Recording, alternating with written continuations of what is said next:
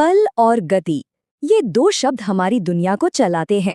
जरा अपने चारों ओर देखिए, सब कुछ या तो चल रहा है या रुक रहा है या अपनी दिशा बदल रहा है। पर ऐसा होता क्यों है? क्या है इसके पीछे का राज? तो चलिए आज इसी रहस्य से पर्दा उठाते हैं। अच्छा, एक सिचुएशन सोचते हैं। एक क्रिकेट का मैदान है, गेंद तेजी से लुढ़कती हुई आ रही है और फिर अचानक वो रुक जाती है। आखिर ऐसा क्या हुआ जिसने उस चलती हुई चीज को रोक दिया? या फिर ये वाला सीन देखिए, गोलकीपर एक तूफान की रफ्तार से आती पेनल्टी किक को वाह न सिर्फ रोकता है बल्कि उसे वापस दूर भी धकेल देता है। कमाल है ना?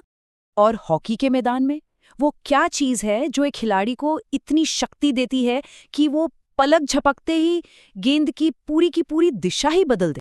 तो इन सभी पलों में एक कॉमन चीज है, एक अदृश्य शक्ति, एक इनविजिबल पावर काम कर रही है। तो चलिए अब जासूस बन जाते हैं और इस शक्ति की तह तक पहुंचते हैं, पता लगाते हैं कि गति के पीछे का असली खिलाड़ी कौन है। तो हमारी जासूसी का पहला पड़ाव, गति का अदृश्य कारण। हम उस छिपी हुई वजह को ढूंढ रहे हैं जो चीजों में जान डाल देती है, उन्हें हिलाती है। ये सवाल हम सबके मन में कभी ना कभी तो आता ही है ना? कि कोई चलती हुई चीज आखिर कैसे धीमी हो जाती है या तेज हो जाती है या फिर अचानक से अपना रास्ता ही बदल लेती है। बिल्कुल वैसे ही जैसे जमीन पर लुढ़कती हुई कोई गेंद अपने आप ही धीरे धीरे धीमी क्यों पड़ जाती है। तो चलिए अब उस अपराधी से पर्दा उठाते हैं, उस अदृश्य शक्ति का नाम जानते हैं और वो नाम है बल। सिंपल शब्दों में कहें तो एक धक्का या फिर एक खिंचाव। और ये बात कितनी दिलचस्प है, सोचिए हम अपनी रोज की जिंदगी में कितने ही अलग अलग काम करते हैं, जैसे किसी चीज को मारना, उठाना, लात मारना, धकेलना या फिर खींचना। इतने सारे एक्शन हैं, पर अगर विज्ञान की नजर से देखें तो ये सब असल में सिर्फ दो ही चीजें हैं, या तो ये एक धक्का है या फिर एक खिंचाव, बस। तो लीजिए आ गया हमारा आहा मोमेंट। विज्ञान की भाषा में किसी भी चीज पर लगने वाले इसी धक्के या खिंचाव को हम कहते हैं बल। यही है वो फोर्स जिसके कारण चीजें हरकत में आती हैं। तो हमारे पहले रहस्य का खुलासा हो चुका है। ठीक है, तो अब ये तो पता चल गया कि बल क्या होता है, पर सवाल ये है कि ये काम कैसे करता है।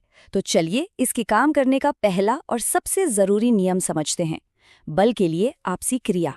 यहाँ इन तस्वीरों को देखिए, बात एकदम साफ हो जाएगी। बाएं तरफ वाली तस्वीर में एक आदमी बस कार के पीछे खड़ा है। कुछ हो रहा है? नहीं, कार अपनी जगह से टस से मस नहीं हो रही। लेकिन दाईं तरफ वाली तस्वीर में देखिए, जैसे ही वो आदमी कार को धक्का देता है, मतलब कि कार के साथ इंटरैक्ट करता है, कार चलने लगती है। इसका मतलब क्या हुआ? मतलब ये कि बल लगने के लिए कम से कम दो चीजों का आपस में इंटरैक्ट करना, एक दूसरे पर असर डालना जरूरी है।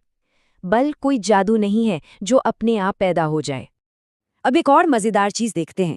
पता है, बल अकेले काम नहीं करते, वो टीम बनाकर एक साथ मिलकर भी काम कर सकते हैं और एक दूसरे के खिलाफ भी, बिल्कुल किसी मुकाबले की तरह। तो चलिए देखते हैं ये बलों का मुकाबला। जैसे यहाँ देखिए, जब ये दोनों दोस्त एक ही तरफ से बक्से को धक्का दे रहे हैं तो क्या हो रहा है? उनकी ताकत जुड़ जा रही है और बक्से को हिलाना एकदम आसान हो गया है।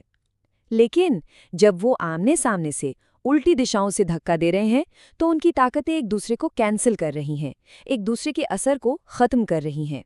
तो इस मुकाबले के नियम बड़े सीधे साधे हैं। पहला, अगर सारे बल एक ही दिशा में लग रहे हैं तो वो सब जुड़ जाएंगे। दूसरा, अगर दो बल उल्टी दिशा में लग रहे हैं तो जो नेट फोर्स होगा वो उन दोनों का डिफरेंस होगा, मतलब उनका अंतर। और तीसरा, सबसे मजेदार, अगर उल्टी दिशा वाले बल बिल्कुल बराबर हुए तो नेट फोर्स होगा 0, मतलब कुछ भी नहीं हिलेगा। रस्साकशी का खेल तो सबने देखा ही होगा। ये इसका सबसे बढ़िया, सबसे क्लासिक एग्जाम्पल है। सोचिए, जब दोनों टीमें बिल्कुल बराबर जोर से खींच रही होती हैं तो क्या होता है? रस्सी 1 इंच भी नहीं हिलती। क्यों? क्योंकि बल बैलेंस्ड हैं, संतुलित हैं। लेकिन जिस पल एक टीम ने जरा सा भी ज्यादा जोर लगाया, बस खेल उसी की तरफ घूम जाता है। चलिए अब आते हैं हमारे आखिरी और सबसे मजेदार हिस्से पर। अब हम देखेंगे कि इस बल की सुपर पावर्स क्या क्या है, मतलब एक बल असल में क्या क्या कमाल कर सकता है। तो तैयार हो जाइए बल की 4 मेन सुपर पावर्स जानने के लिए। नंबर 1, ये किसी भी रुकी हुई चीज को चला सकता है। नंबर 2, ये किसी चलती हुई चीज की स्पीड को बदल सकता है, मतलब उसे तेज या धीमा कर सकता है। नंबर 3, ये चलती हुई चीज का रास्ता, उसकी डायरेक्शन बदल सकता है। और नंबर 4, ये किसी चीज का आकार, उसकी शेप भी बदल सकता है, जैसे किसी गुब्बारे को दबाना। और एक बात याद रखने वाली है, बल इनमें से कोई एक काम भी कर सकता है या एक साथ कई काम भी कर सकता है, लेकिन जो सबसे बड़ी बात है वो ये है कि बल के बिना कोई भी चीज अपने आप न तो अपनी चाल बदल सकती है और न ही अपना आकार। हर बदलाव के पीछे बल है। तो अब जब भी कोई चीज हिलेगी, रुकेगी या मुड़ेगी, तो पता चल जाएगा कि उसके पीछे किसका हाथ है, बल का। एक किताब उठाने से लेकर दरवाजा खोलने तक हर जगह बल है। पर जाते जाते एक सवाल छोड़ जाता हूँ, क्या बल लगने के लिए हमेशा चीजों का आपस में छूना, मतलब कांटेक्ट में आना जरूरी है? अगर हाँ, तो फिर जमीन पर गिरते हुए सेब के बारे में क्या ख्याल है? या फिर वो चुंबक जो दूर से ही कीर को खींच लेता है? सोचिएगा जरूर।